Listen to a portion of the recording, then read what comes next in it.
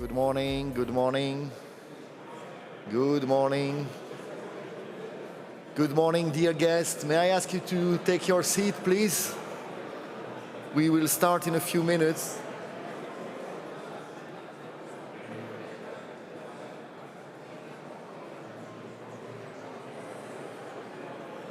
Please come to the room.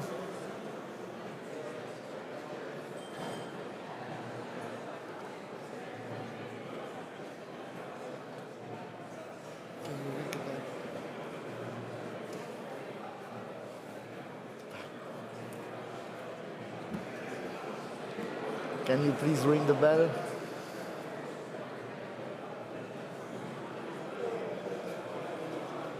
Please come in, take a seat.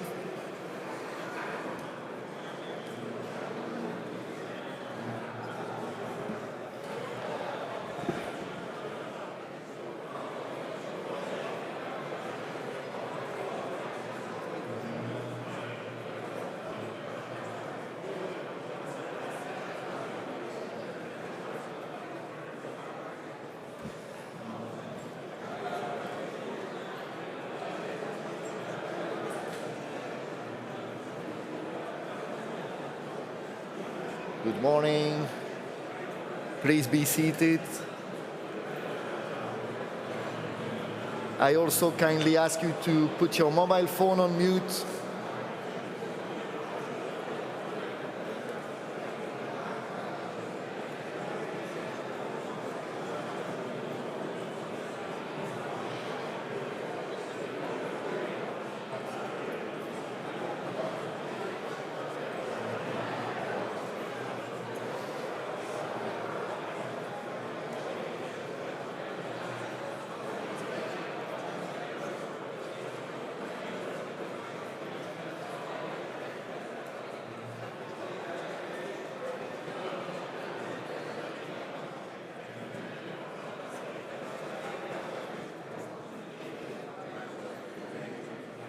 Dear guests, we will have the EU High Representative in a minute.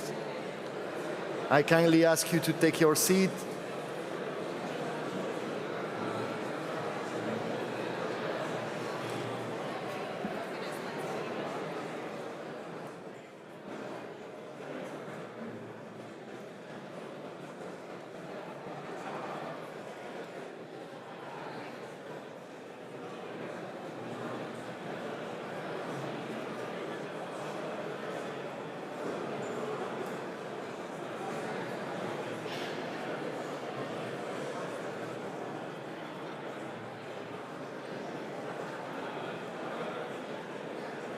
Okay, very good. I see the High Representative is entering the room.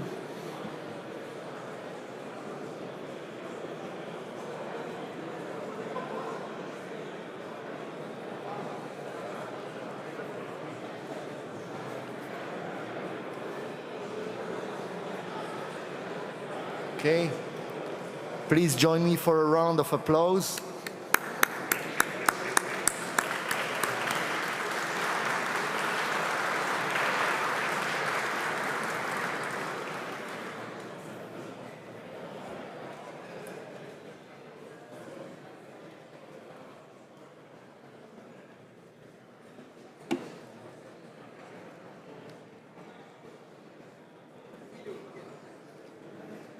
And now, ladies and gentlemen, I give the floor to André Denk, the Chief Executive of EDA.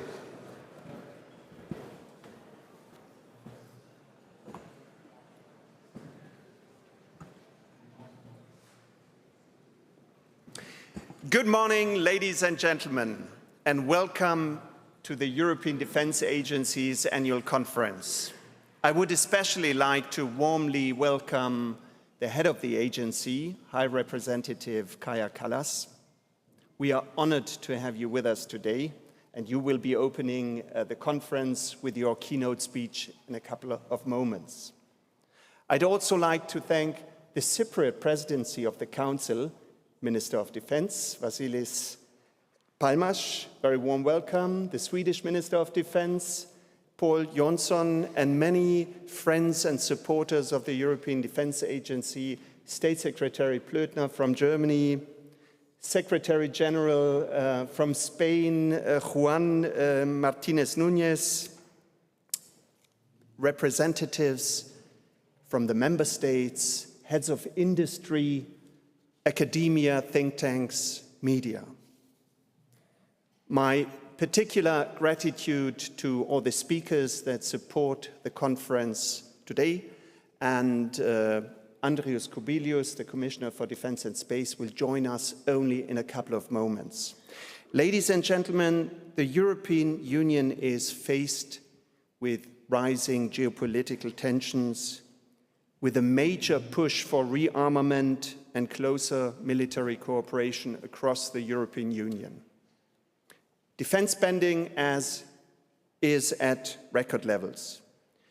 It is clear, however, that the European Union cannot simply patch national systems, national approaches, and expect them to work. We need real cooperation. We need real cooperation to be ready together now and tomorrow, according to today's motto of this conference. The European Defence Agency has a central role. We support the EU's 27 ministries of defence, our shareholders. Our mandate lies on 5 core tasks. 1, we help identify what EU armed forces actually need. 2, we bring nations together to cooperate on research, technology, and innovation. 3, we make sure that concepts turn into real military assets through capability development. 4, we bring together national demand for equipment, assets, and ammunition in view of joint procurement. And 5, we are the voice of ministries of defense in relevant EU policy making, ensuring that the military voice is heard.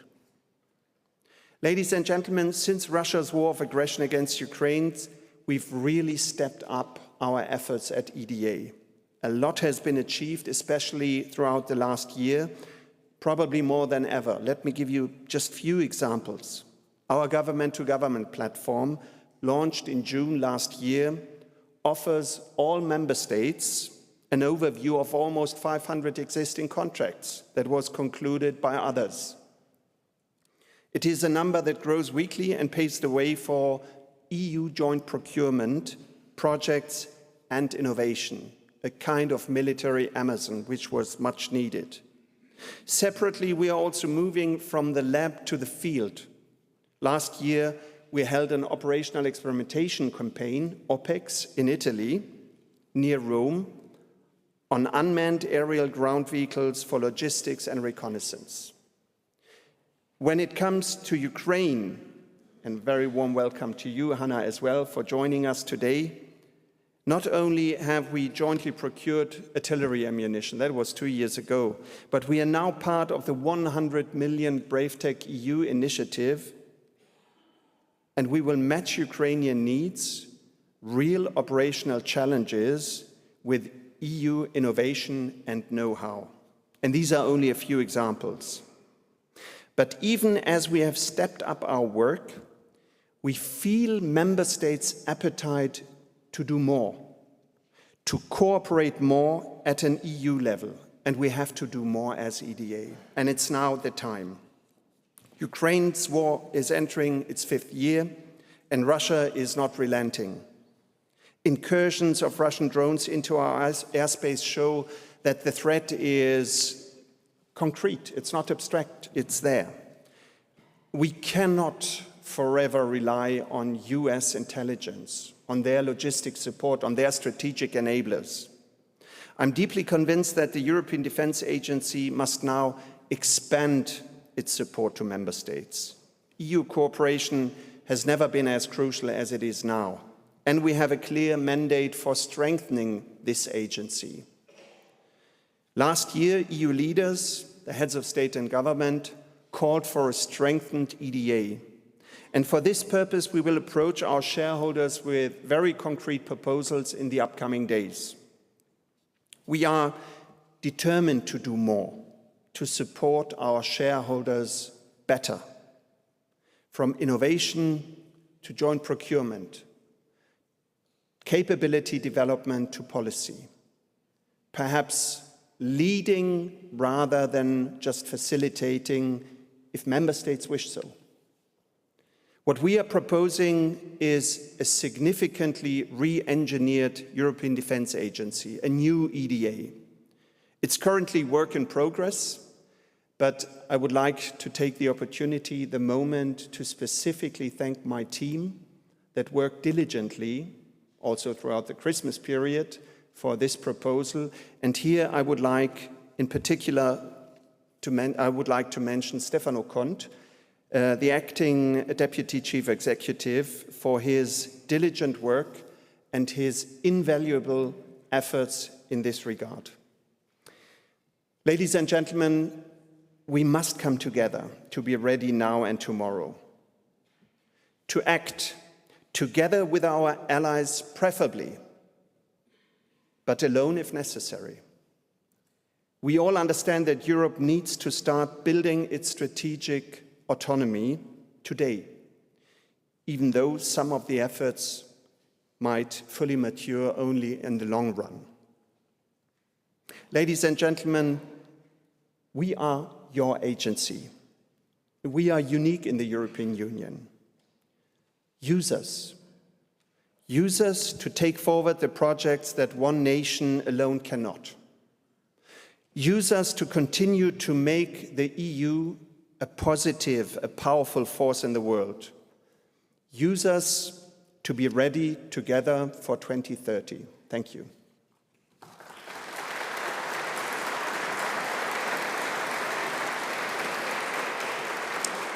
And now I'm very pleased to hand the floor to the head of the agency, High Representative, Madam Callas. The floor is yours.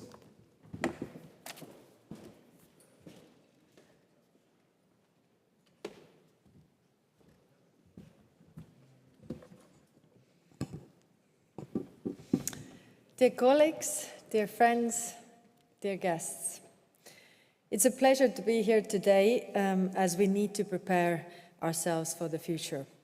Indeed, the crisis we face has deepened dramatically during the past year. As we get close to the marking of 4 years of Russia's war against Ukraine, we are fending off cyber attacks, sabotage against critical infrastructure, foreign interference and information manipulation, military intimidation, territorial threats, and political meddling. And it has become painfully clear that Russia will remain a major security threat for the long term. The Middle East has lived through a year of relentless crises, from conflicts in Yemen, Syria, and Gaza to protests in Iran. The only certainty now is that the region will remain completely unpredictable. China, too, remains a long-term challenge. It poses a risk to our economic model, threatens countries in the East and South China Seas, and supports Russia's war against Ukraine. In this regard, China is not the only one. As President Zelensky underlined in Davos last week, Russia can only continue to build weapons and pay for them thanks to imports of critical parts and continuing oil sales. If we want to stop the war, we must cut Russia off from both. Arguably, the biggest change in the fundamental reorientation is going on across the Atlantic, a rethinking that has shaken the transatlantic relationship to its foundation. Let me be very clear. We want strong transatlantic ties.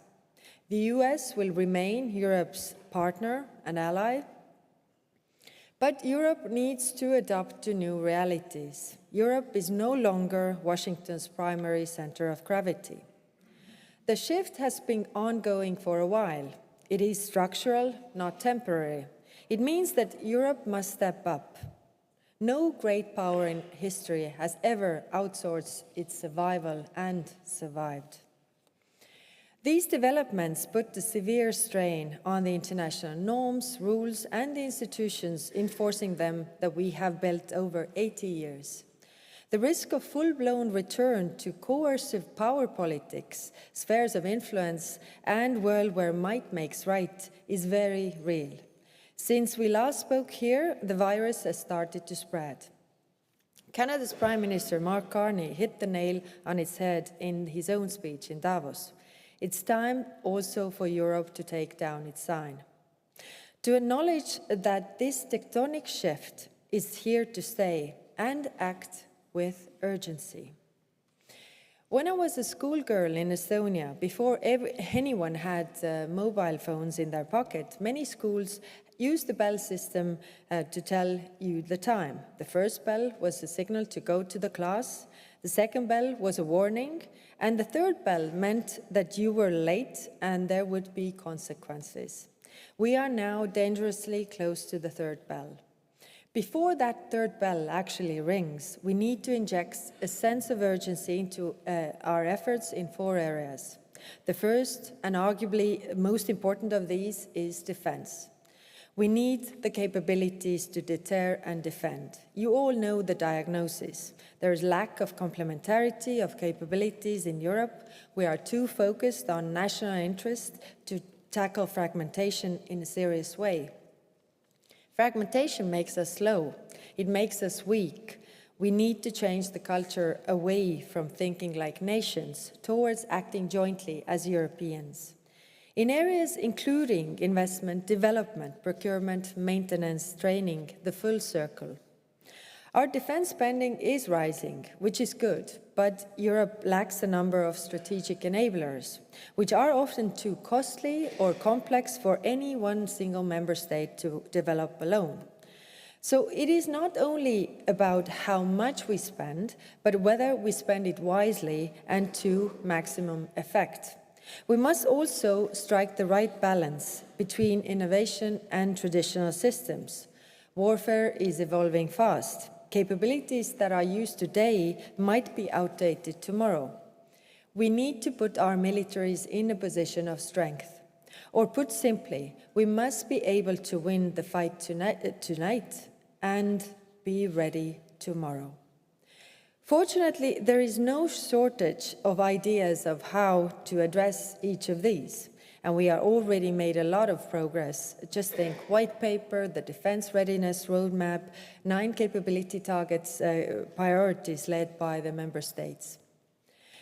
But addressing the capability shortfalls also means posing some rather tricky questions. What geopolitical role do we want Europe and the EU to play? Can we identify a set of European NATO capability targets for which the EU can then support the development?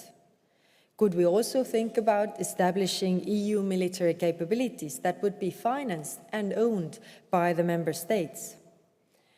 These and other sensitive subjects require political debate and action. The second priority area for action is defense industry. Here, quite a lot is happening. We are already setting the conditions for the industry to flourish, and I'm sure that my good colleague Andres Kubilius will address these in details in a few minutes when he speaks. But here I will just flag that what we see is a slow motion ramp up.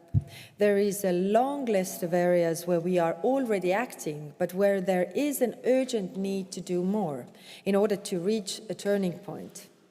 We need to fill our gaps first and foremost, but we also need to stand before another huge task, to support Ukraine with 60 billion euro in military aid for 2026 and 2027, and ensure Ukraine gets the capabilities it needs and gets them fast. For this, European industry must simply deliver. And why? Because otherwise the money will go abroad to those industries who can. This is European moment to show what it can do.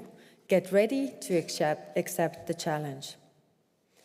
I'm speaking here of adapting our defense industrial base to better support the defense of Europe with critical mass, economies of scale, and deeper cross-border cooperation, of security of supply, of cross-border cooperation as well as collaboration between primes on the one hand and small and medium enterprises on the other. Of a greater sense of responsibility among industrial stakeholders for security and defense of our continent. There is also a need for more innovation, entrepreneurship, and private financing. It is the EU's task to prepare the ground and to create the conditions, but it is the industry's task to deliver. If we are to reach that point of no return, it is critical to have broader sharing of risks and responsibilities among member states, politically as well as economically. With ReArm and SAFE, we have sent a clear signal of demand. Industry needs to take up that call. This also requires the strong support of European Defence Agency, the EU military staff, as well as the European Commission. Together, we must help to aggregate demand and encourage joint procurement so that industry can better predict how to make investment decisions. The third priority area I see is partnerships. First of all, NATO. 20 plus years ago, back when my country joined the EU and NATO for that matter, all we had was what you will remember as Berlin Plus. This was the framework from 2003 that allowed EU to use NATO military assets for EU-led crisis management and operations in cases when NATO choose not to act. We have come a long way in the 10 years since that. First, EU-NATO joint declaration in Warsaw. There is constructive leadership and close staff-to-staff cooperation. Moreover, Russia's full-scale war has led to unprecedented, previously unthinkable changes within the EU. For the first time, we are using our instruments intentionally, explicitly, aimed at achieving results to support the capability targets set by NATO allies, and with that, NATO's territorial defense and deterrence. Because the point is to make the 23 members we have in common stronger. We are all well aware of the political issues that have limited cooperation, but especially now, as the US setting its sights abroad and beyond Europe, NATO needs to become more European to maintain its strength, and for that, Europe must act. For example, we need to ensure that our security and defense initiatives remain complementary to NATO. For this, the ball is also in NATO's court.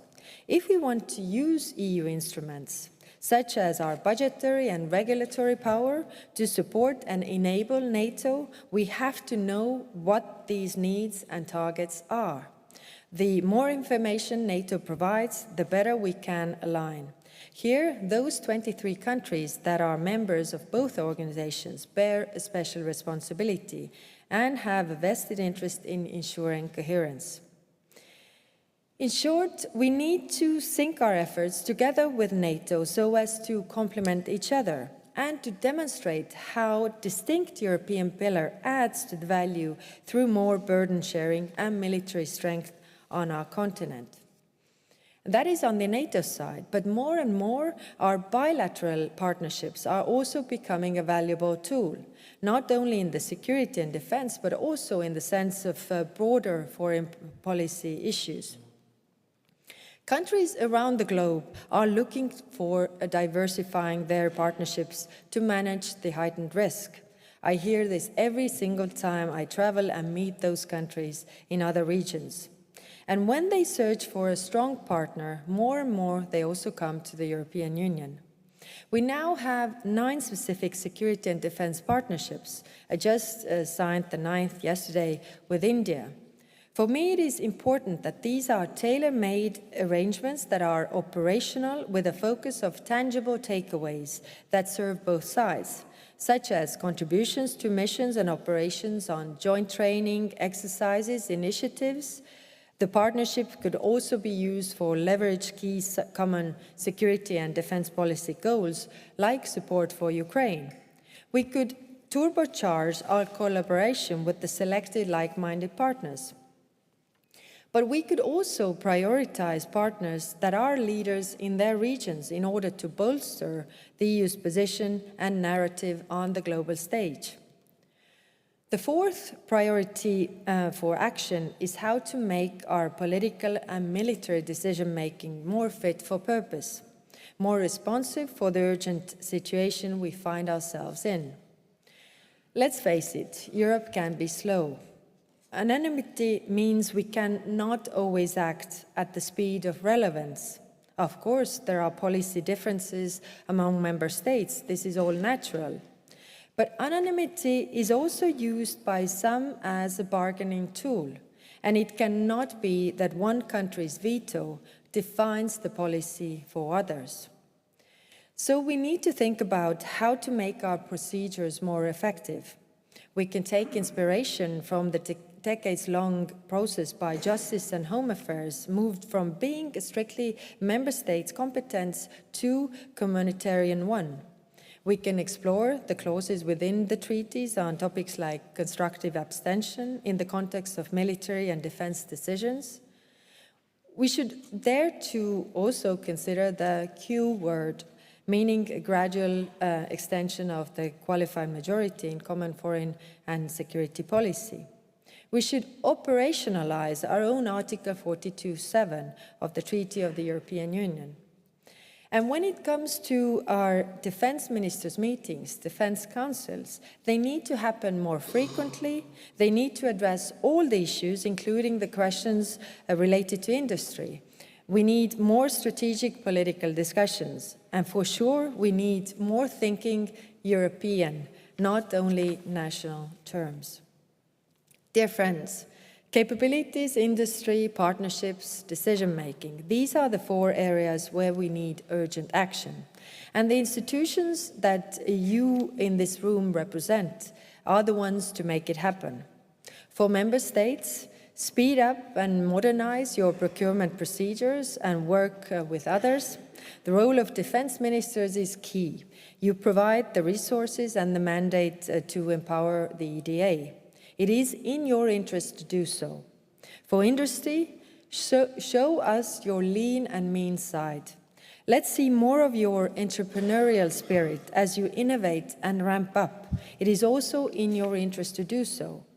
And since this is an annual EDA conference, a few special messages for the agency.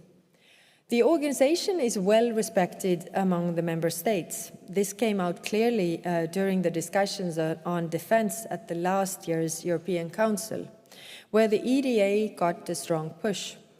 Thank you for your efforts so far. As we move forward, you must be fit for purpose with the right internal organization and financial and human resources tailored to our priorities. This is also a message for member states. If you want a strong EDA, provide the necessary means. If we want to translate our political ambition into operational capability, the EDA needs to lead, not just facilitate. You need to act, not just advise. So today I'm calling on the EDA to keep the focus on supporting member states, make the EDA a true EU hub for defense innovation, including by supporting next generation and disruptive technologies such as artificial intelligence and quantum. The current war has showcased drones. The next one will be about technologies we can only envision today. Collaborate closely with Ukraine. We have a lot to learn from them, their battlefield experience and innovative defense sector. Leverage cooperation with partners, be it NATO or bilaterally, and engage with broader EU defense policies. You can help bring coherence and alignment across all EU initiatives. We all know what to do, and we know that our aim is a strong and independent Europe. Also in defense. If what we create now will one day be called a European Defense Union, then be it. We must strengthen our instruments, end fragmentation, close our gaps, and join forces with our partners. We are facing today a crisis that is an opportunity in disguise. So let's use it. Thank you.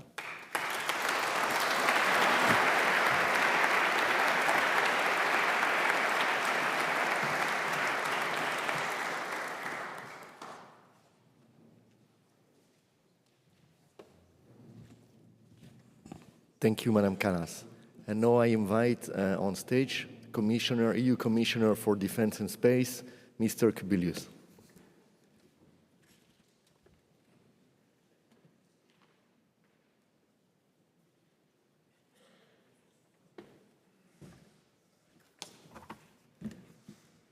Madam High Representative, Minister, Director General, good morning to everybody. People used to say, 30 years ago, that the European Union was only an economic giant. But since then, the European Union has also become a political giant. We face massive crises: financial crisis, migration crisis, Brexit, COVID, war. These crises have not destroyed us. They united us and made us stronger. Exactly as Jean Monnet predicted, the European community will be created during crisis. We now face the greatest security crisis of our lifetimes. But I'm optimistic. This crisis too will make us stronger. When it comes to defense, Europe is also a giant, but a sleeping giant. Together we are Europe's defense community. Member states, with all their militaries, High Representative, European Defence Agency, Commission, industries. Together we need to wake up the giant by uniting our efforts, by being ready to fight, not just as a collection of 27, but to fight as Europe. We live now in the world where might is right, as many leaders said last week in Davos. Our answer to deal with this dangerous world was heard very loudly in recent weeks. European independence, European autonomy, more European responsibility for our own defense. And the US National Defense Strategy, published last week, said very clearly, their strategic priority is the Indo-Pacific and the Western Hemisphere. And they expect us, Europeans, to take responsibility for Europe's conventional defense, because they, the Americans, will diminish their presence on the European continent. And for us, Europeans, it means that we must very rapidly build our independence.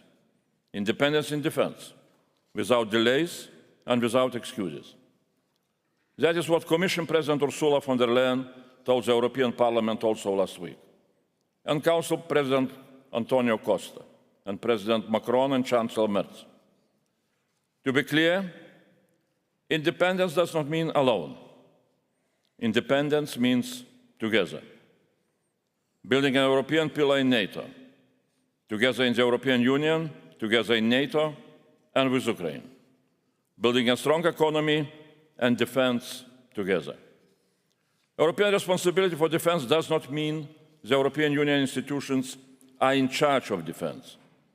That is the job of the member states.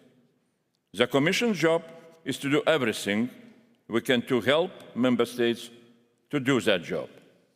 With European Union added value, European Union laws, European Union money, European Union coordination, and European Union scale. Like we have done for many years with the European Defence Fund, ASAP and the DIRBA programs with great success. And we are now scaling up that success. Last year, I said, we need a big bang in defense. Now we have a big bang in defense investment.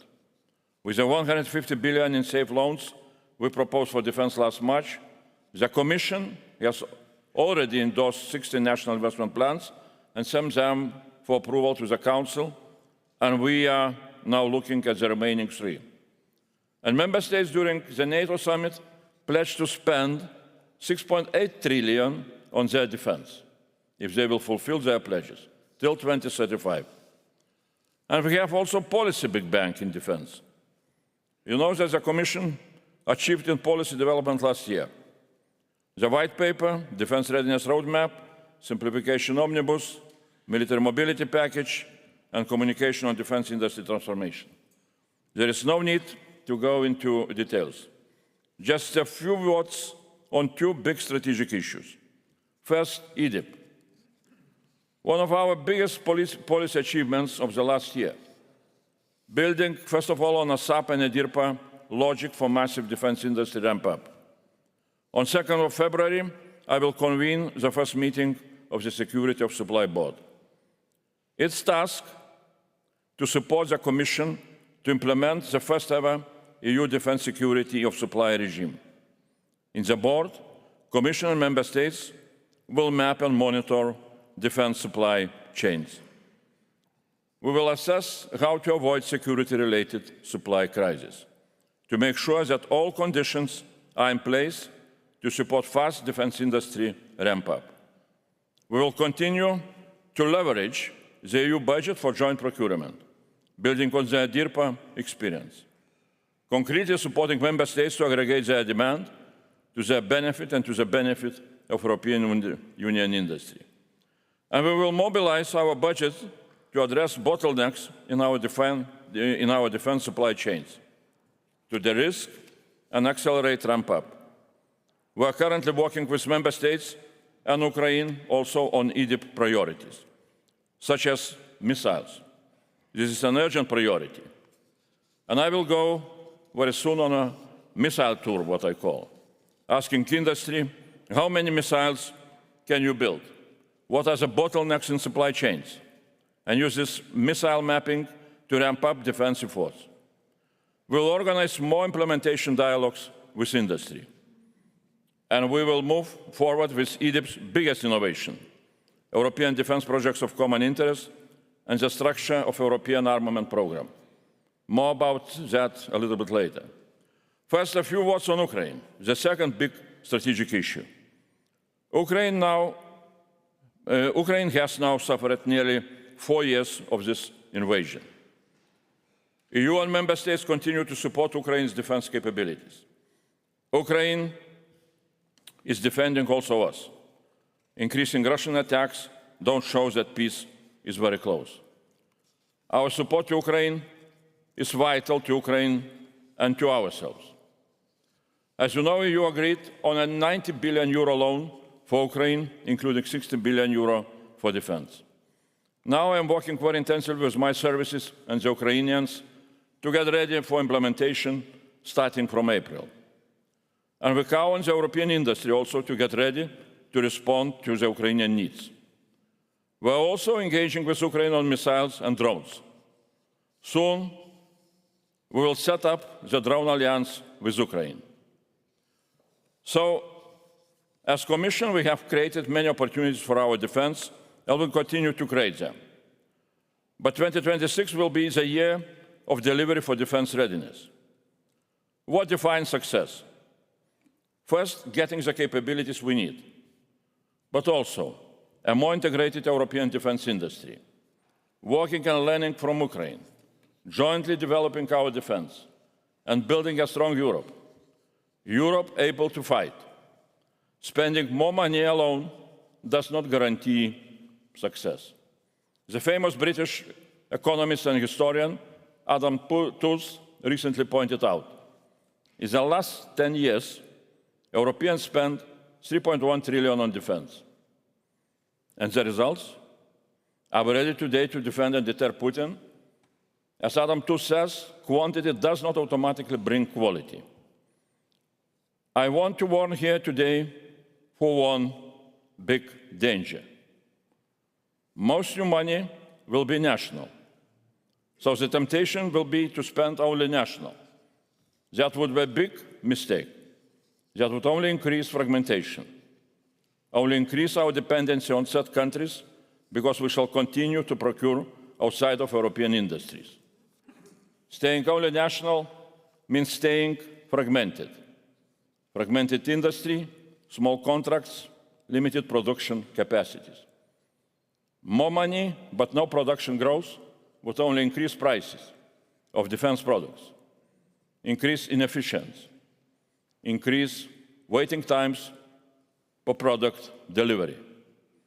Of course, possibly it will increase also market value of industry shares, but it will not increase our defense readiness and defense independence.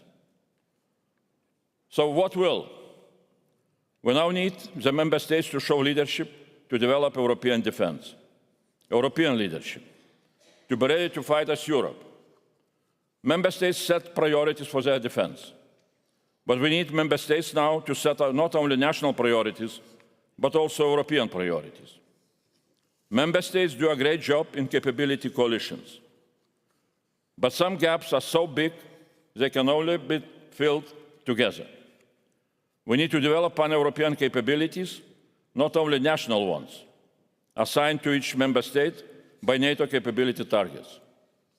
Pan-European capabilities, like the strategic enablers, we now critically depend on America for, like strategic airlift, air-to-air refueling or missile defense, space intelligence data or surveillance, command and control capabilities.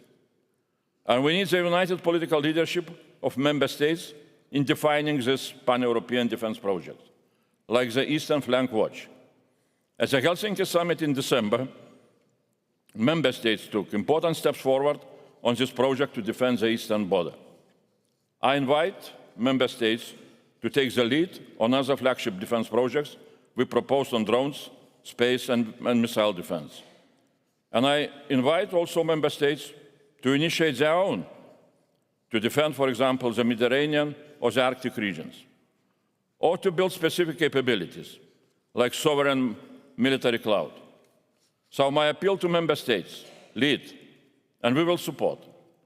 We have already put the tools in place for you to build pan-European projects in Egypt.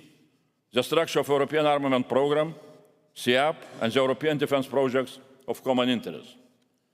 Member states take charge of these projects, and they will receive support from the European Union. Grants, VAT exemptions, easier procurement rules, possibility to borrow in the markets. To succeed with such important projects, it's important to take swift, coordinating decisions on the highest political level. That is why I publicly raised the issue. Maybe we really need to establish an European Security Council, which was originally proposed by Macron and Merkel back in 2017-2018, to coordinate and to lead us in this major transformation of European defense. Success is defined by what does not happen in defense. Putin not testing us, Russia not attacking us. We have no right to fail. We will succeed only if we openly recognize our most disturbing weaknesses and if we are ready to overcome them. Fragmentation and lack of unity is our most painful weakness in European defense. The common market is our strength in the global economy. Common defense would be our strength in a world of power. In a world of giants, we too must become giants, a gentle giant that promotes international law and cooperation, but a strong giant all the same. So in the coming year, let's work together and make Europe a giant for our defense, united, independent and strong, ready to fight as Europe. Thanks a lot.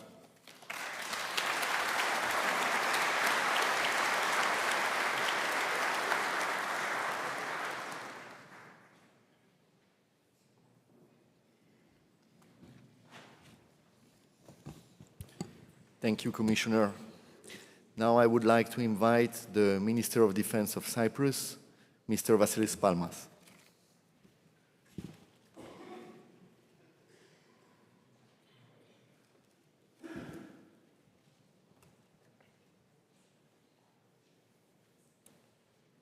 Your Excellencies, ladies and gentlemen, Kaya, Andrews, Andre, ministers, it is an honor to be with you today at the European Defence Agency Annual Conference. Cyprus assumes the presidency of the Council of the European Union at a moment when uncertainty is no longer an exception. It was become the defining feature of our time. Today, our conversations are shaped by resilience, capabilities, scale, investment, and protection. These are not fashionable words. They are warning signs. They tell us one simple truth. If we do not act decisively, our ability to shape outcomes will be limited, and our citizens will feel the consequences. That is why this conference matters, not for reflection, for delivery. And this is precisely wherein the Europe Defence Agency plays a central role. Dear André, the EDA proved that European defence cooperation is not an abstract concept. It is a capability. You have been instrumental in translating cooperation into practice, helping member states develop joint solutions and ahead capabilities. But today, cooperation must move even faster. Capabilities must be ready to deploy quickly and at scale, not only to distance theater, but also to protect what sustain our society's energy networks, transport, corridors, digital systems, and critical infrastructure. During our presidency, Cyprus will actively support and reinforce your work. In doing so, we must collectively ensure effective cooperation between the EU institutions and member states in line with the strategic direction set by the European Council. This requires ambition, but above all a clear focus on delivery through faster decision-making and timely delivery of capabilities to member states. Europe needs this support, and it needs it now. The Cyprus presidency will build on the strong cooperation of the previous presidency, and I want to thank Denmark and Poland as part of the trio for their excellent collaboration. So, why do these issues matter so much for the presidency? Because Europe's security environment is transforming profoundly and rapidly. Hybrid threats target our infrastructure.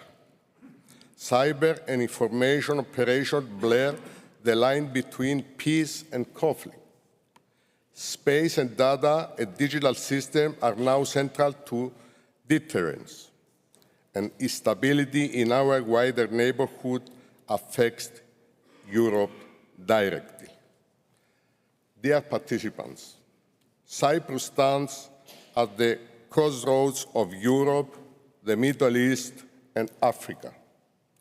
What happens around and does not stay around us.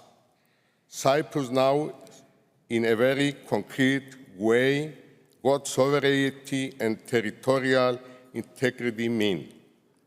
As a new member state with part of this territory under illegal occupation, we stand firmly for the international law and full solidarity with Ukraine. Ukraine has shown that resistance is possible, but courage alone is not enough. Courage must be matched with the predictable, sustainable, and credible support. This brings me to simple but essential truth. Plans do not deter capabilities do. The coming decade will be decisive. It will not be remembered as a decade of strategies. I will remember as a decade of deployment. This is the spirit that guides our presidency. Our political compass is clear: an autonomous union, open to the world. Autonomy and openness are not opposites. They are conditions for security. Europe must be able to deliver, protect, and act while remaining firmly committed to international law, partnerships, and multilateral cooperation. Jean Monnet once reminded us that nothing is possible without people. Nothing is lasting without institutions. Our responsibility, therefore, is to ensure that Europe's defense institutions deliver lasting security for our people. With this in mind, the Cyprus presidency will focus on 4 clear priorities. We will continue to support and sustain the Union's assistance to Ukraine. Second, implementation of the European Defence Industry Programme, including the development of a European defence project of common interest to strengthen industrial readiness, innovation, and collaborative capability development across member states. Third, maritime security with a focus on protecting critical maritime infrastructure and sea lines of communications. Fourth, strengthening the Union's preparedness, the capacity to support humanitarian operations, including non-combatant evacuation operations in an increasingly unstable security environment. These priorities are not abstract. They are respond to real gaps and deliver clear European added value. Europe has already taken historic decisions. Budgets are rising, innovation is accelerating, new instruments, including SAFE and the broader defence readiness agenda, create appreciated opportunities, but frameworks alone do not defend Europe. What defends Europe capabilities that reach the field interoperable, sustainable, and available when needed. We also need to cross the valley between invention and deployment and to ensure that Europe's talent, skills, and know-how stay in Europe. This requires a new delivery culture, a culture where governments, industry, SMEs, researchers, and armed forces move together with shared standards, principles, furnishing a shared responsibility. During our presidency, implementation will be guiding principle. Our shared objective is clear: defense readiness by 2030. This means accelerating production, strengthening supply chain, and ensuring that investment results deployable capabilities. It also means programs on military mobility. In forces cannot move, Europe cannot defend itself. And it means advancing the defense omnibus simplification is not deregulation, is essential for readiness. When procedures become obstacles to implementation, delivery shows, and readiness is weakened. As Council presidency, Cyprus will work to build consensus and advance shared priorities across the Union. We will make a particular effort to support a strengthened role for the European Defence Agency. The agency is essential for scaling cooperation, setting standards, and turning ambition into capability. During our presidency, we will host key initiatives with the EDA, including high-level defense conference and events to advance sustainable energy in defense and security, combined with a technology exhibition on dual-use solutions. We will also publish a presidency defense book, looking ahead to a more coherent European defense architecture. Maritime security will be one of our flagship priorities, security at sea and security at home. Cyprus will facilitate discussions on a possible EU maritime readiness and resilience program focused on moving from strategy to deployment. This means better maritime awareness, stronger protection of undersea infrastructure, and more effective responses to hybrid threats at sea. To advance these priorities, we will present a non-paper and host a high-level maritime security conference during our presidency. We will also strengthen preparedness for humanitarian operations and evacuations. In time of crisis, the Union's ability to protect civilians and bring its citizens home is not optional. It is a responsibility. Cyprus brings long experience in this field, and we stand ready to place it at the service of the Union. Support for Ukraine will remain central. Any solutions must be just, sustainable, and fully respect Ukraine's sovereignty and territorial integrity. Europe must speak with one voice. Let me conclude. This is Europe's decade of delivery. Cooperation is no longer a choice, it is a necessity. During our presidency, Cyprus will work with all of you, member states, EU institutions, EDA industries, researchers, and partners with humility, determination, and clarity of purpose. If we succeed, ambition becomes capability.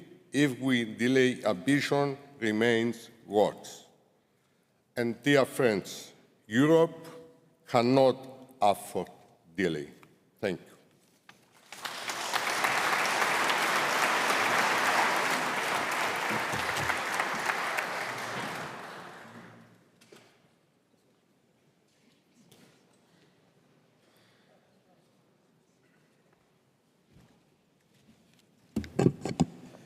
Thank you, Minister Palmas. The Minister will have to leave soon because he has a speaking engagement at the European Parliament. Thank you very much for your participation. Now, ladies and gentlemen, I would like to open the roundtable sessions of the event. We will start with a high-level roundtable with a member states representative. I will invite all participants on stage and will leave the moderation to Mr. Stefano Conte, the Acting Deputy Chief Executive of the European Defence Agency.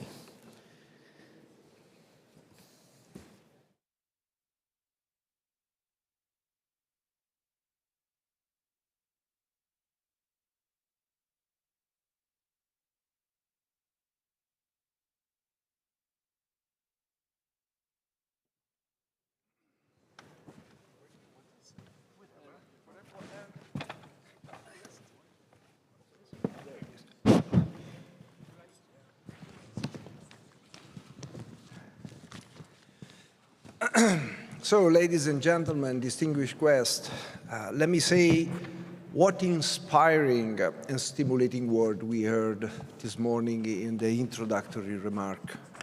We heard about a permanent shift in geopolitical situation, a sense of urgency, fragmentation along national line of efforts, but also interrogating on what could be the role of the European Union to create and address this problem. Now, the security environment definitely called for speed and scale. And in today's panel, we will try to focus on how national capabilities, priorities, EU policy instruments, and cooperation among the nations can converge to deliver credible deterrence at European level. And to discuss about that, we have a really high-hand set of panelists here. Let me introduce Paul Johnson, Minister of Defense of Sweden, Jean Plötner, State Secretary for Defense, Germany, Juan Martinez Núñez as a Secretary General for Defense, Spain, and finally, but not final, Joachim Pohlmann, Director of the Cabinet of the Minister of Defense in Belgium. And today, with them, we will try to explore along a path all the elements that I have introduced. On a first round, I will give the possibility to all the panelists for a couple of minutes to focus on one or two initial priority capabilities that their countries are addressing. And I will ask if it's possible, even to highlight how these gaps can be closed both nationally, but for the gaps that cannot be closed at national and require effort at EU level, how to proceed on that. So I will start with Minister Paul Johnson, please. Well, thank you, and thank you so much for the invitation to attend the EDA Defense Days. I just want to reiterate both what Kaya and Andreas always tells us. We, the member states, want to be in charge of this process, and now is our time to deliver on that commitment, and that's why I'm here. So I'm a great friend of the EDA and the intergovernmental approach that you do, and that's why me as a defense minister better show up in order to also because now it's time for us to deliver, because we are careful what you ask for, and here we are. All right, so what do we need to focus on? Well, we are obviously in an era where deterrence matter a lot. Our principal and main threat, of course, is Russia. We see a Russia that has a great inclination to take political and military risk. That hasn't been impressive on the battlefield in Ukraine, but has shown a tenacity and a resilience, which is something we're cognizant about. So we need to focus on deterrence, and not only deterrence, but deterrence by denial. That includes, of course, a nuclear component as well, which is we can discuss that in another setting. But it also means that us developing capabilities faster. So now what we're grappling with is to become a hard and dangerous target if someone attacks us, especially. I think there's a strong unity of purpose among all us among the Nordics of achieving that. So we needed a few things that we need more and better and quicker and cheaper. Air defense, multi-layer air defense, meaning everything from ballistic air defense. And here I think there are some challenges when it comes to production capacity and resilience and breaking the cost curve. It also means V-SHORAD. Sweden is launching a V-SHORAD program that we developed very quickly in order to put together different capabilities on a high TRL level. It means working also on resilience and a whole of society approach as well, because also resilience is deterrence by denial, long-range strike capabilities. And long-range strike capabilities is not just a launcher and a bunch of missiles, it's an ecosystem of different capabilities, sensor, radars, connectivity we need to invest heavily as well too. So there'll be a few of my opening remarks in what we need to focus on. And of course our North Star in this is of course the capability targets and the new defense plans that we are laser focused with inside NATO, also becoming executable. And I think the EDA, there's no zero-sum game here between a stronger NATO and a stronger EU. No, thank you very much. Quite interesting. And I will give, without any due time, to Jensen Plötner. You have the floor, please. Yeah, thank you very much. So First of all, thank you for the invitation. I would like to also, as Paul said, say that we in Germany are big fans of the EDA. We support very much the EDA, not only assuming its task, but developing its task and becoming even stronger. So our full support for that, and our thanks for all what has been accomplished up to here. Not quite surprisingly, I come to somewhat the same conclusions as my Swedish neighbor. I think air and missile defense is a #1 priority. A #1 priority when we look at how shallow our stocks are, and #1 priority when we see the role this family of systems plays in this terrible conflict of Russia, the war of Russia against Ukraine. So that is why we need to beef up there. Secondly, I would say space as a domain which is growing increasingly important for security and defense and deterrence. I would like to add one thing, which is more of a systemic nature. How do we deal with innovation and with innovation cycles? We see in Ukraine that today, given that we're growing into a software-defined defense, we witness that the innovation cycles are also adapting to the world of software. And that means we have terribly short innovation cycles where you have basically the IT engineers sitting right behind the front line and adapting the battle posture to make it more resilient and to answer the threats coming from the enemy. So I think, how do we jointly as Europeans tackle the theme of innovation structurally? That too is important. No, thank you very much. Quite stimulating, the concept of software-defined defense. I like it very much personally, even in my professional job as capability planners. Next, Johan Martinez, please. Thank you very much, and thank you for this opportunity to contribute to the EDA annual conference. Good morning, everybody. I could agree with the priority capabilities expressed by Minister Johnson, by Ploner, but also if we don't project, power projection is very important. If we don't have the ability to project power, then we will not deter. It's not only defense, but also deterrence. And let me say a little bit of philosophy on this, no? A little bit. If you have a very dominant and overwhelming threat, your planning, your defense planning will be very threat-oriented. So you will narrow it into a few priority capabilities. If your scenario, the scenario you face, is wider, is uncertainty, is diverse challenges, then you will go more for a capability planning rather than a threat planning, and your priorities will be wider and more balanced. So that is why Spain has launched a broad program in defense with more than 10 billion euros for 31 new programs encompassing land, maritime, air, space, and of course cutting-edge capacities. No? And all member states are doing the same at a great level. This is excellent news. The reinforcement and rearm of Europe, at least at the states level, is excellent news. We are also progressing well in cooperation.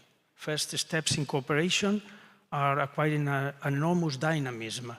EDA is being a driver and a leader of defense cooperation, and with the new instruments such as EDIP or SAFE, we are progressing well. We are advancing pretty well in the smaller programs. But when we talk about the big programs, I think there we would require a systemic change. We could deal with this later on. Thank you very much. And finally, I mean, Joachim, please. Thank you very much for the invitation. Normally my minister would have attended the conference, but he has parliamentary duties, so I am his representative today. And I am the last in a series of distinguished predecessors. So how should I say, I am always the man who risks repetition, and this will be no different.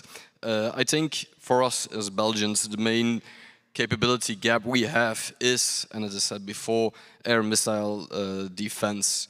We have none, literally none. We had it in the past, but due to economies, we have gotten rid of them. We have to rebuild that capability, and that is a strategic problem, because we are not only one nation, we are also the host nation of various international organizations, not the least of which are the European institutions and NATO, of course. And that means we are vulnerable from a strategic point of view, and as has been said, deterrence is a collective effort. If one nation does not do its duty, then we are all vulnerable, and that means the alliance and the European Union is vulnerable as such. So it's something we have to speed up as soon as possible to get that capability, that air missile defense system, to protect not only our own nation, but all organizations that are facilitated by our nation. The problem is, of course, the speed of which industries and our own procurement system works, which gives us a lap that takes too much time to get these systems into action and get the deterrence at the right moment. We are in a closing gap in time. We need it to go faster, and that is our main problem at this point. Another problem we face, and we face it all, I suppose, is not as such a capability we can procure, but something we have to work on, and that's societal resilience. We are all democracies, and that means that popular support is essential to all our endeavors, not in the least our military expenditures and the strategies we follow. Our enemies know this, and they focus their competences and their efforts to try and erode that popular support. And if we do not strengthen our own societal resilience, to strengthen up our own efforts to get all the peoples of Europe into that mindset, I fear that we have a serious problem. And that is a vulnerability that is not something that's solved by procuring new weapon systems, but that is by convincing people that we are indeed in a problem situation where we are threatened, and that our own democracy, our own system of beliefs is at danger. No, thank you very much. Quite interesting and converging, I would say, set of intervention toward a clear objective, clear element. But let me try right now to get into the operationalization of what we are saying, so to address a little bit more specific question. And I will start with Minister Johnson on his perspective, Sweden perspective, on how European capability initiative should adapt to better support, especially frontline and northern member states, whose deterrence requirements obviously are shaped by immediate proximity by high-end threats.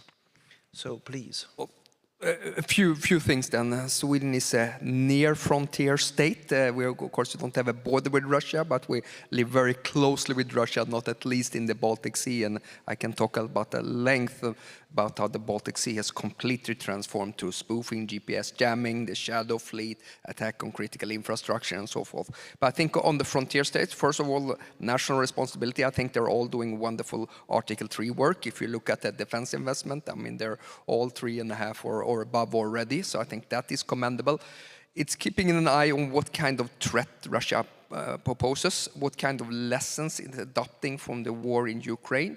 If I could claim that Russia today could certainly prove to be a local threat at many places, and that would be a challenge because we're all dedicated to defending every inch of Allied territory. I think within the shorter time, it can also pose a regional threat as well, and eventually, but probably not so likely, some kind of hegemonic threat. But also keeping the eye on what kind of lessons Russia is capable and how it's developing. We see they're becoming better on operating unmanned system. Good, we need to work a lot more on counter-US systems. We see they're becoming much better on long-range strike capabilities. Then we need to adapt as well to what kind of capabilities. We do also have a challenge in Europe, across Europe, especially when there was very little money to defense. What did we cut down? We've cut down on the ground forces. We cut down on sustainment, logistics, spare parts, ammunition, magazine depth as well. So we need also to do massive investments also in available ground forces that can put up a fight for a longer time, but also have the ability to fight tonight. So we do have a mass problem and challenge that we need to be focused and adapt to. Last point as well, and I think it was very well put as well, and that is of course having a vibrant ecosystem and learning from our Ukrainian friends.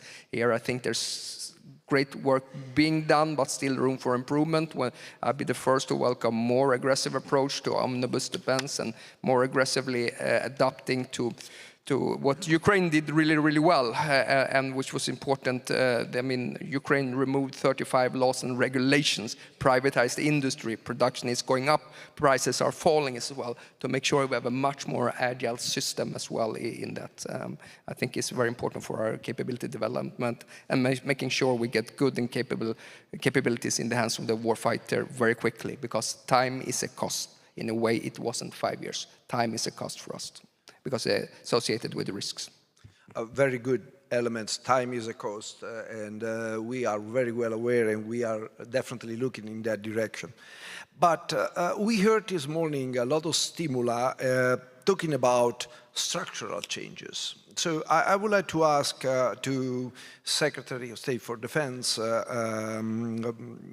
Plotner, what structural changes you think at EU level are needed to ensure fast delivery and tangible military output from the growing, definitely, European defense ambition? I'm not so sure that the answer for a better output, a stronger output, lies so much in structures, but more in the contents. So, having said this, I want to point out, I think, from our point of view, the area, the domain of security and defense will, for the very foreseeable future, remain intergovernmental. So I think once we have set that straight, that kind of opens the domain where we can articulate our what we expect from Brussels, from European institutions.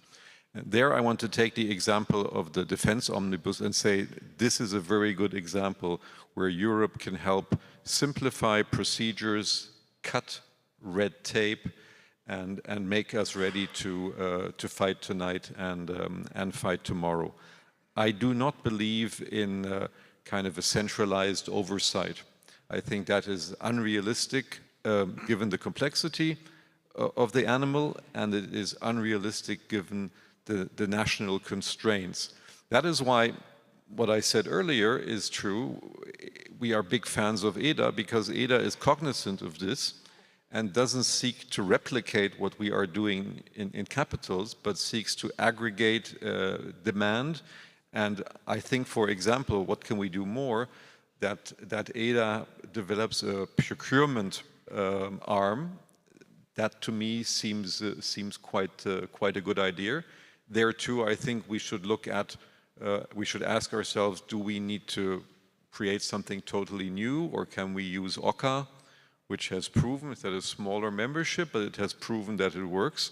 So I would be a bit anxious to create kind of a jungle. We should simplify structures and make the chains of command, chains of demand very clear. And then that is an area where Europe can present, where EDA can present an added value. One last word, looking now more at the Commission side. I think Europe has shown that it can play a very strong role in standardization and regularization. So if we look at our mobile phones, we see that the new ones which are being sold all have the same power socket. That is due to European regulation. And if you look at the battlefield situation, my military tell me that 5 different electrical appliances all have different electrical sockets. So when push comes to shove, that can really be a question of life and death, whether you can electrocharge your equipment or not, and whether this is interoperable.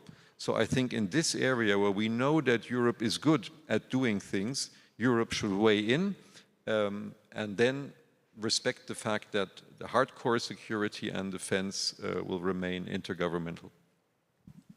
Yes, very clear, very clear. I will now move to Joan Martinez, and I will try to pose the same question with a different perspective. Here we always say that defense of Europe, European defense, is a single entity and address 360, all the needs and the capabilities. So how the European capability planning could better integrate the southern member state strategic priorities such as maritime security and resilience into a broader defense agenda at European level? Thanks. Of course, geography shapes threat perceptions. That is only natural. But as Europeans, we need to achieve something like a coordinated or combined threat perception encompassing Europe as a whole. Only if we have a threat analysis well received, valid for all, and shared by all, we will be able to move forward. The threat of my European partner in the north is my own threat. And this has to work in both directions, north to south and south to north. Not only in those 2 directions, but in 360 degrees, as we are seeing with the current crisis across. This is very important. The threat perception is the first move to see what you need, is to respond to threats. So we need a common, a valid threat perception for all. And many countries are contributing to this kind of extra solidarity, providing security and defense to our northeastern allies or partners. That move is very essential because it's a first move to say in a serious manner with troops deployed that we care for, that their threats matter to us. And in this rationale is also this recent proposal from Minister Margarita Robles to make something like a naval gathering in the Baltic Sea of southern nations and northern nations together. The common flag of Europe making exercises, just a pure presence of exercises in the Baltic will send a very powerful visibility of our unity. If we discuss too much openly about different threat perceptions, we are diminishing our unity. And in all our discussion today, unity has to prevail. Thanks. Thank you very much. Quite wise, I would say, as a proposal, because acting together reinforce deterrence and prove that we are united under what are the risks and the threats that we are perceiving as the European Union as a whole. So finally, let me ask Joachim a very specific question, because we talk about a lot of instruments to facilitate, increase, and we said that the member states should remain in charge of defense, and proceeding with an intergovernmental approach. Still, I would like to ask you, what do you see the greatest opportunities and at the same time the greatest risk in the current European instrument for a relatively smaller state to generate real operational output? Well, as you have said, and as Mr. Plattner has said, defense is very much on a European level an intergovernmental affair. And it's not likely that this will change in the foreseeable future, although events can always cause seismic shocks. That is a given. But at this point, it will remain intergovernmental. As such, a small nation as Belgium has not much to offer in the sense of capabilities, manpower or firepower as it is, so we'll have to make way. And we have done this by integrating all forces in the past 20 years into other European forces. For example, our Navy is integrated within Dutch Navy. Our Air Force is part of the F-35 program, and our land forces are now in an evolution to be integrated within the larger framework of the French Scorpion program, so into the French land forces. That being said, we talk a lot about strategic autonomy, and I think it's very necessary that we build that strategic autonomy so that we can stand our own. But replacing that strategic autonomy for smaller nations into a dependency on other greater European nations is also problematic because, as I said before, it's always popular support that will in the end will decide whether or not we can act. And if that populace believes that we are in a dependency, that popular base will erode very quickly. The solution there is that smaller nations can also participate in the industrial programs of the bigger nations to evolve into an interdependency where all are entangled with another, and that we also can participate in the production process, in the procurement process, in the sales, and so on, albeit in a smaller way, because we don't have big companies like Rheinmetall or Saab. We are smaller. FN is, of course, a larger player within the means of the small arms, but in complex technological programs, we are small. But we do have very innovative smaller businesses. And if they can participate in those larger European programs, in those even from nation states, then we become a part of a bigger whole. And for that to happen, we need standardization. Mr. Plattner has also said it, because the complexity and the technological restraints that are at this point given to our smaller businesses make it for them impossible to participate. So in fact, when we can go to a process of standardization, as we have done in so many things in the past, in the auto industry, in mobile devices, and so on, if we can do the same for our defense industry, that will be an enormous help for our businesses and, in effect, for all businesses of smaller nations to become that part of the bigger European whole. Thank you very much. I think I catch three relevant concepts, standardization, interdependencies. That is very good. I mean, as a terminologist, because give the sense of everybody rely on the others to move on, just moving a step ahead of only a pure national perspective. Security of supply, logistics, there are many fields where interdependency can operate to increase the added value of the community. But in the next round, I will try to open up a question for whichever of you want to intervene. To be pragmatic, I always say I'm a mountaineer, so I grew up being a pragmatic and output-oriented person.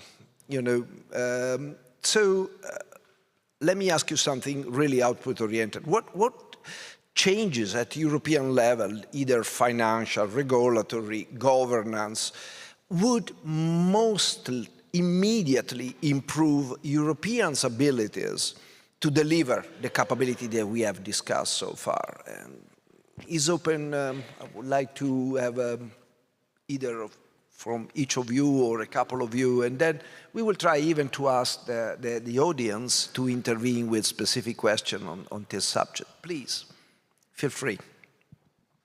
I'll start having a go. Okay, so some of the things have changed fundamentally.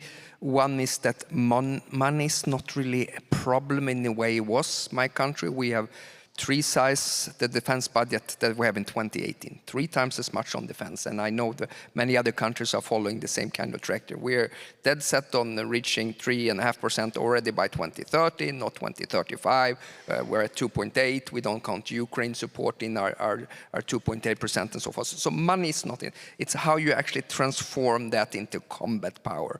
And I think one of the things we're talking about here, the structure and the culture and the red tape that is toxic in some ways. So what you're doing on deregulation, I think we can do subsidies as well. And I think ASAP was quite effective at the delivery as well. But I think deregulating, because the money is there and the will is there and the sense of urgency is there. But what you can do on the European level, and also what we aggressively need to attack bureaucracy also on the national level, on the government level, interagency level, and so forth. I think that is one of the really crucial things in order to, because I mean we have 10 times the size of the economy of the Russian. We are great on innovation and everything. So we have the basic parameters, but that I would say single out as absolutely crucial. Thank you. Any, please? Yeah, I would agree. I would say it's both at the same time. It's deregulate wherever possible and regulate and standardize where necessary and useful. That's number one. Number two, I'm very sympathetic to your pragmatism, and I think the times where we had, there will always continue to be very complex multinational arms development programs. Like we are joined in FCAS. There are other examples that will always exist. But at the same time, I have the impression that we are growing into an age also fueled by the urgency which we all feel 2030 or even 29. We are growing into an age where we need to look at more pragmatic solutions. So I would like to, make advertisement for the lead, join, or follow approach. So in certain areas where countries have specific capabilities, they should go ahead, they should lead in a way which is open for collaboration, for people who want to join.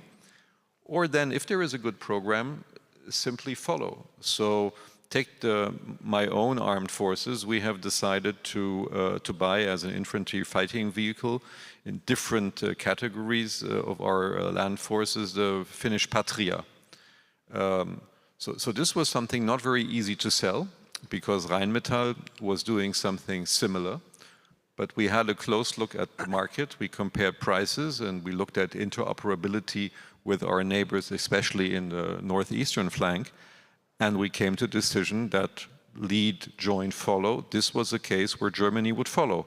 There are other cases where we lead. There are other cases where we join. And I think this is the kind of pragmatism which is, to my mind, needed given the especially time constraints we are living under.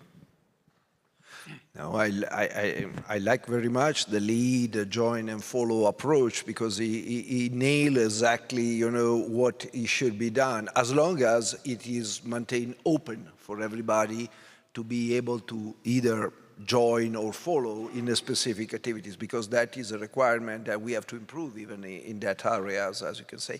Anybody else want to say something? Yes, please. Basically, I agree that we have not a financial problem anymore, basically, and that we have too much regulation. I think that diminishing regulation and our glass ceiling to cooperation is a little bit on regulation and on governance. Let me put an example from the other shore of the Atlantic. when a company in the US signs a big contract, there is joy and applaud in many states. Because if the big company doesn't incorporate smaller companies from other states, the elected legislators will not pass the money to sustain the program. We cannot aspire to that in Europe, but we have the incentives to do something similar.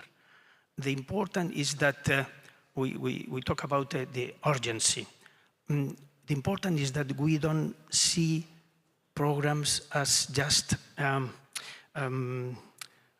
acquisitions, short-term acquisitions, but long capability endeavors, joint endeavors, that will favor incorporating of the smaller and the big in a natural, in a pragmatic way, with no extra bodies or regulations or that. At the same time, I trust the roles of OCCAR and EDA should be more empowered because they are our common agencies to procure. Thank you. Thank you. So you pretty much, and correct me if I'm wrong, you see an European Union where member states see each other as partner or potential partner, and not from an industrial side just as a customer. And I see that you agree on this approach. You want to add something, and then we open up for the public, so I will ask the support eventually to provide the microphone where it's needed. Please. Well, as usual, I will be in repetition of my colleagues on stage. Standardization and deregulation are indeed essential. But I would like to say about that last thing, deregulation, because of course it's always easy to say Europe is a technocratic bureaucracy. It's always problematic to take steps because of all the red tape. But the truth is, in reality, it's also on a national level. I have the experience with the same procurement systems and the same decisions that need to be taken on a national level. It is always red tape, it's always bureaucracy, it's always slowing things down. And it's not as such about bureaucracy as about political decisiveness. At one point, politicians will have to say, this is the way to go, this is the steps we need to take, and we need to follow. And at that point, bureaucracies will follow. It's always a system of checks and balances, a system of protecting interests of all the different partners in the scope, and that is necessary, but we need political decisiveness, and the time to act is now, and that is why we indeed need to go forward and taking that political decision to defend Europe and to go on with a European Defence Agency. No, thank you very much. At this point, I would really like to see a participation from the audience. If we have any question, unfortunately I have the lights in my face and I can barely see, so help me out on that. I see a hand raising there. A second. Thank you for your very insight discussions. I was particularly impressed by your deregulations and also the pragmatism. However, coming from industrial research, we are very interested in joining the programs, but then always comes the opposite of pragmatism, nationalism. We would like to join FCAS. FCAS is problematic. We would like to join main battle tank. Again, for political reasons, it's at the end of the day our money that we are also investing into that one. Are there any mechanisms to ensure the success of these programs, or are you still working on those? Please. Okay, you see, you can imagine that this modern European Union of 2026, we are in 2026, I am 27 now, I am only 71 years old, 2026. You can imagine that we will have something like 2, 3, or 4 future combat air systems in Europe? Nobody will agree with that. So we here need two sides of the same coin, political audacity and industrial audacity. If industry, okay, I have this technology, I have this size, this is my terrain, this is my land, and it doesn't have the vision to the future to incorporate, to join, the more joining the future combat air system, the better, for having what we aspire is just one future combat air system. And this applies to many other things. For example, we have in the naval industry the extra production of too many shipyards. So the model that is now arising of not just selling ships, but building platforms, delocalizing the shipbuilding, and then being able, providing the platforms to integrate different systems, cutting-edge technologies from all over Europe, is the good scene. Of course, there are areas into which it seems that cooperation is easier, like the modernist technologies. But then it comes, you talk with this industry, you know, I have my data, and I am sovereign of my data, so I won't share. So it's all over the same problem. We want to create, not with new regulations, but with the political and industrial audacity, the scheme of the Europe we all need. Thank you. Please. I would just add one remark, which goes a bit beyond your question. When we talk about cooperation within Europe on certain programs, I think one obstacle we face in our day-to-day work is that the security and defense ecosystem in each and every nation state is very different. You have countries like our Italian friends where many of the big companies are state-owned or partially state-owned.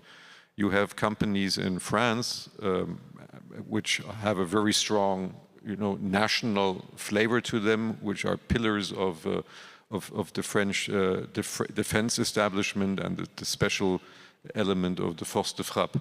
Then you have companies like Airbus, which are multinational in their genes. If you put together a program where you have different cultures meeting, it becomes complicated. And for us as German government, we do not own any defense companies. We have shares in one minority share.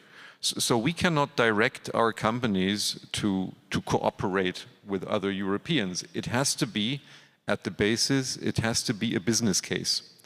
And that is why I think I personally am a believer in a bottom-up approach when it comes to cooperating in the defense area. The companies have to kind of like each other, feel that they are compatible, and have to feel that together they have a valid business case because they have complementary capacities. Then the project almost works on its own, and there is very little government pressure to exercise because the companies feel that together they can work very well. So that is something from our daily life. I don't know if colleagues agree, but I am very often confronted with this as a challenge. Oh, thank you. Please. Yes, I think Absolutely. That's an extremely important point. So political backing is very important, and endorsement, yes, but politically driven arms deal, you have to think through, because you need alignment on politics, alignment on security assessment, and alignment on business logics, and that's when I think things work very well. And the other one is to have the guts to give up some things in your national defense industrial portfolio. We have done that when it comes to building ships. We know there is an over-establishment, so we are going out to the market to look through what's available in regards to frigates, for example. We have a great interest in providing things on sensors, command and control system, naval gunnery and other things, but it's not for us to produce ships. We've chosen to focus on other things as well, and I think to have that as well, that's not always popular, but I think you need to focus on your industrial portfolio, on what you do really good, and when there is a market demand for it as well, and stay away where there's over-establishment. If I can add a single element that we in EDA, we are very well aware of this different complexity among the member states. That's why we try to create a forum where we open up and foster collaboration, simplify, supporting member state in creating the condition where it is communality of action and plans can work then at national level according to the complexity that has been said. And if I can say, I will take another questions, if it's possible. Yes, I see here hands. And please present yourself. So we need the microphone there. Oh, the lady, sorry, has taken your microphone. Thank you so much. Cecilia Bonefeld, Director General, representing 56,000 digitalizing companies across 35 countries. So I am very pleased to hear that you're talking about joint procurement, especially in digital. Networks, 5G, 6G, satellites, data interoperability platforms, because we really struggle with defense being that fragmented, and the nature of digital is scalable. Either you scale or you go to US. And right now, 2/3 are leaving in the first two investment rounds, and 1/3 is leaving Europe actually before they become unicorns. So do you see a future where you, like NATO, are doing calls on some of these, I would say, civ-mil, but very military close digital capabilities like either cloud or 5G, 6G, satellite connectivity, AI platforms, to become interoperable in Europe with these capabilities and to foster this growth of digital military capability in the future? Please, who wanna say something? I'll go first. First things, the importance of this has been as a case in point in the war in Ukraine, completely transparent battlefield where you use space-based assets, absolutely vital for targeting. So this is something we got to embrace the digitalization and the connectivity. It's super important.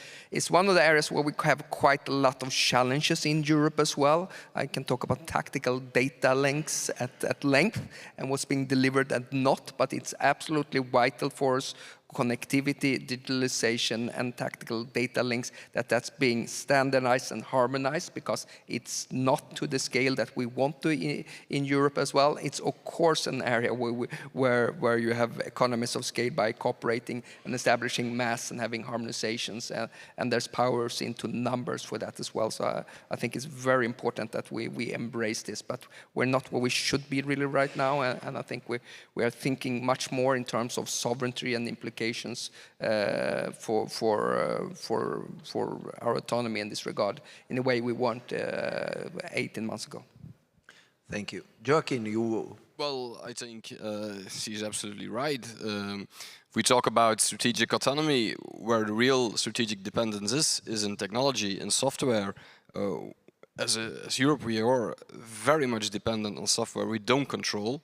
We had the example not so long ago about a judge in the International Court of Justice in The Hague, whose account was just cut off.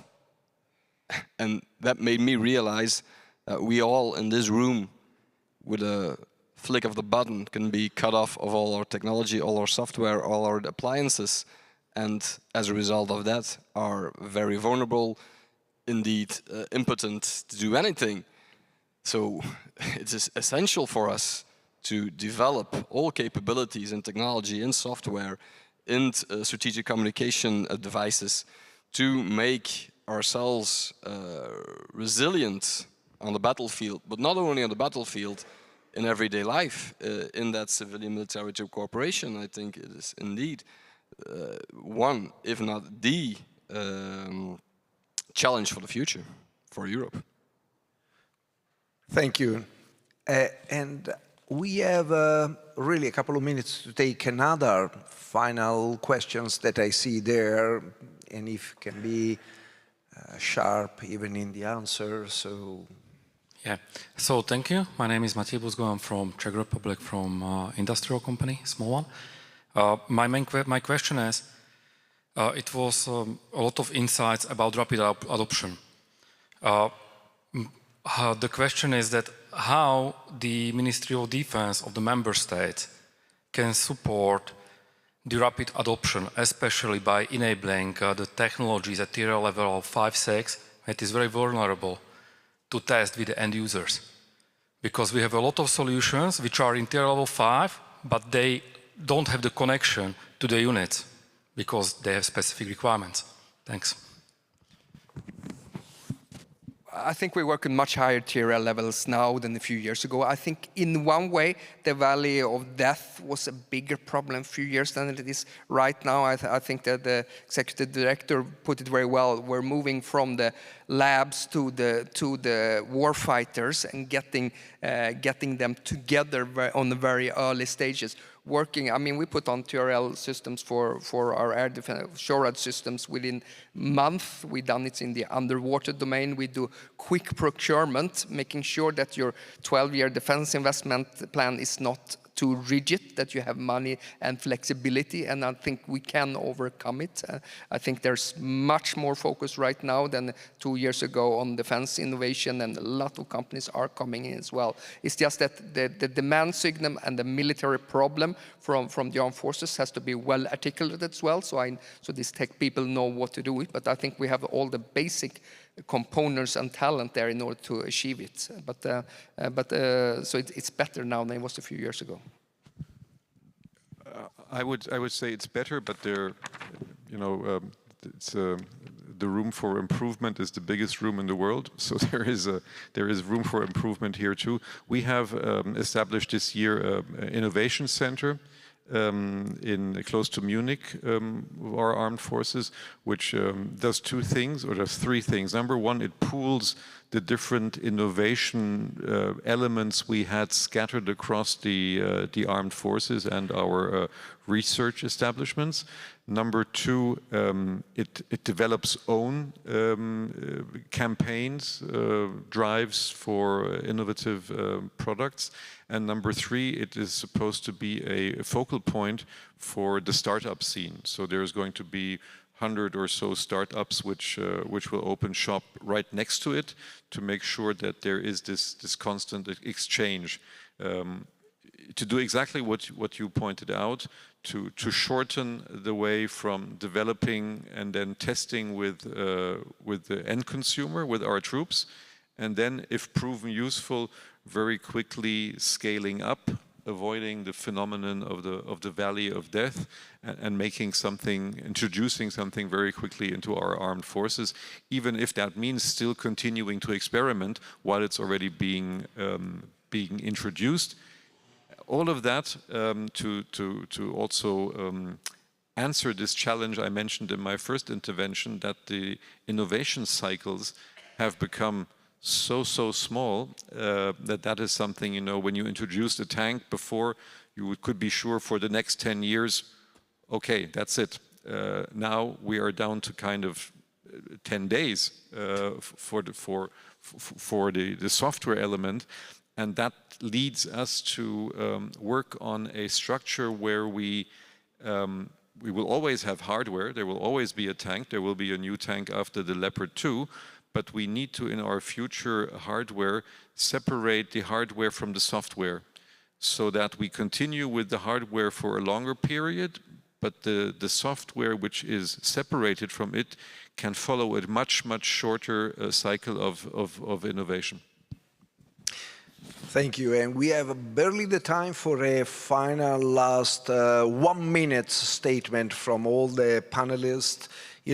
I would say with a single thematic questions. We heard a lot about platform and activities, but I would like to ask one single most urgent focus element: interoperability, readiness, stockpile, strategic enabler, military mobilities, whatever you think it is, the single one, that Europe must prioritize to ensure that we are really ready to act, or faster ready to act. Please, Paul. I'm going to challenge your question, because if you lose one or two of those questions, you're going to lose some capabilities, and the capability is an aggregation of many things together. If I just can, just as an example, how we're doing on defense innovation as well in Sweden, we established defense because I think that is crucial. As I said, we have the basic components, we have the economic clout and so forth, but to get our ecosystems on the innovation. So in Sweden, we established a defense innovation board. I'm leading it myself. A civil military fusion program. We're establishing a defense innovation unit in the armed forces. What I'm trying to signal here is agility and flexibility and the ability to adopt. It's the reality, it's not the map who's guiding us, and it's learning very aggressively from what's happening in Ukraine. Everything we do for Ukraine, we do in weeks and months. Everything we do at home, we do in years and decades. But we learn so much through the Ukraine support. I mean, we work bilaterally on an enormous scales as well on picking up in all domains. I think that has been the main driver for us as well to become much more agile. Perfect. Jens.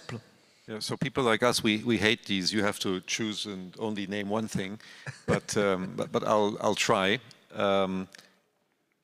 If we aggregate what EU member states spend and actually have in military products, we are much bigger than, for example, Russia. Yep.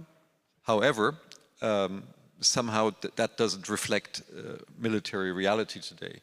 That is why I would say if I can only choose one thing, I would choose interoperability. Great. Joan Martinez. Well, I will take also the lesson from Ukraine.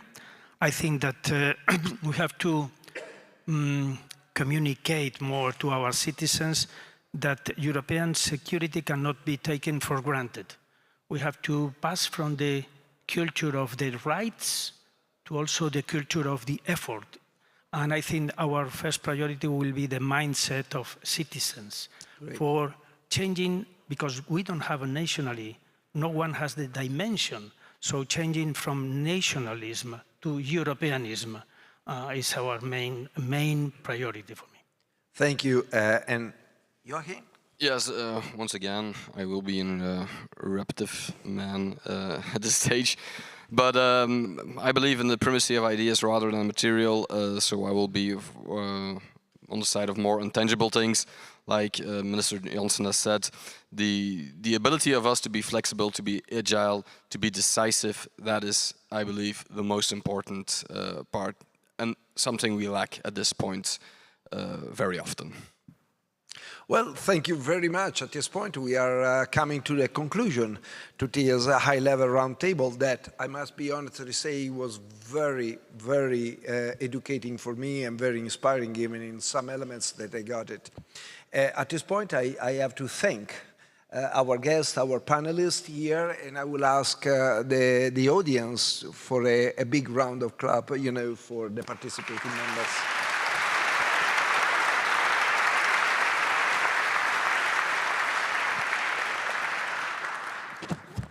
And I think we can leave.